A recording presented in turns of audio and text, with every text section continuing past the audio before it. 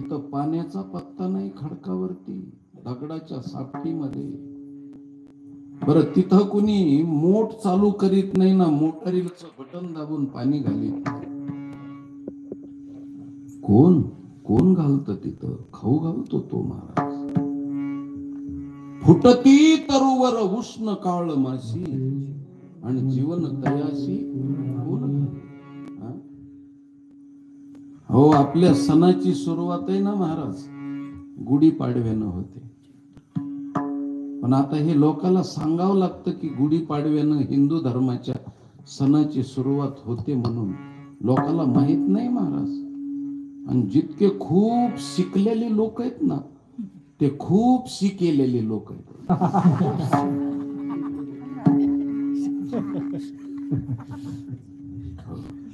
त्यांना माहित नाही नव्या वर्षाची सुरुवात म्हणजे 1 जानेवारी. शेवट म्हणजे 31 डिसेंबर. पाठीमागच्या वर्षाला जर त्यांना विदाई करायचं असेल, पाठवणी करायची असेल, त्याला जर समजा म्हणजे निवृत्त करायचं असेल त्या वर्षाला, तर त्याचं जाण्याचं स्वागत केलं जातं गटारात पडून. त्या वर्षाचं स्वागत कशाने करतात? गटारात पडून. आणि जे गटारात पडतात देशी भक्त, त्यांना काय म्हणायचं? देशी भक्त. देशी भक्त आणि देशभक्त थोडं अंतर आहे. भेद काशी नाड एक वेलांटी झाड. एका वेलांटीचाच फरक आहे महाराज. देशी भक्त आणि देशभक्त थोडा फरक आहे. देशभक्त पाकिस्तानच्या बाउंड्रीवर धारा तीर्थी पडतो तो देशभक्त, आणि गावाची जिथून धार वाहते तिथं पडतो तो देशी भक्त. पण दोघही धारा तीर्थीच पडतात. उग कुणाला कमी जास्त लेखीत जाऊ नका. म्हणून दोघही एकाच लेवलची धारा तीर्थी पडणारे. म्हणून ते वर्षाला विदाई करतात, वर्षाची पाठवणी करतात. त्यावेळेस महाराज ते छान पैकी नोकरीला नाही, कुठं पिऊन सुद्धा नाही, तरी पिऊन राहतात आणि रस्त्यात पडतात महाराज. त्यांना विचारलं रस्त्यात का पडतात, तर ते म्हणतात रस्त्यात. रस्त्यात पडण्यामध्ये रस त्यात आहे महाराज.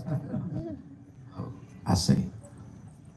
पण आमच्या निसर्गाला कळतं, हिंदू धर्माचा सण आला हे निसर्गाला कळतं. आणि गुढीपाडव्याला सगळ्या झाडांना, वनस्पतीला नवी पालवी, नवा बहर, नवे फुलं आणि सुंदर तऱ्हेची महाराज सजावट होते आणि सृष्टी सुजलाम सुफलाम होते. म्हणून कोण पाणी घालतं त्यांना? फुटती तरुवर उष्ण काळ माशी आणि जीवन तयाशी कोण कोण घालतं बाबा? कोणी केली बाळा दुधाची उत्पत्ती?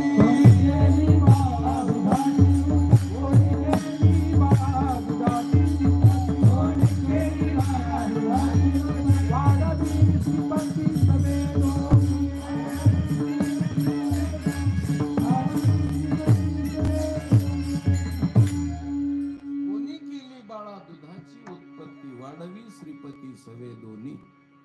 देव जगाला खाऊ घालतो. कितीतरी प्रमाण आहेत महाराज, कितीतरी शेकड्याने. नुसते प्रमाण सांगत गेलं तर नुसते प्रमाणच होतील आणि कीर्तनकार प्रमाणाच्या बाहेर जाईल.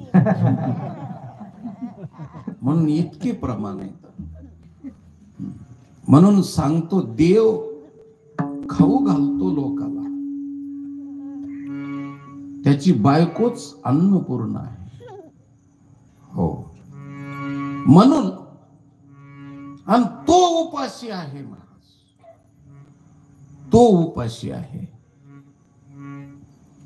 कृतयुगामध्ये त्याला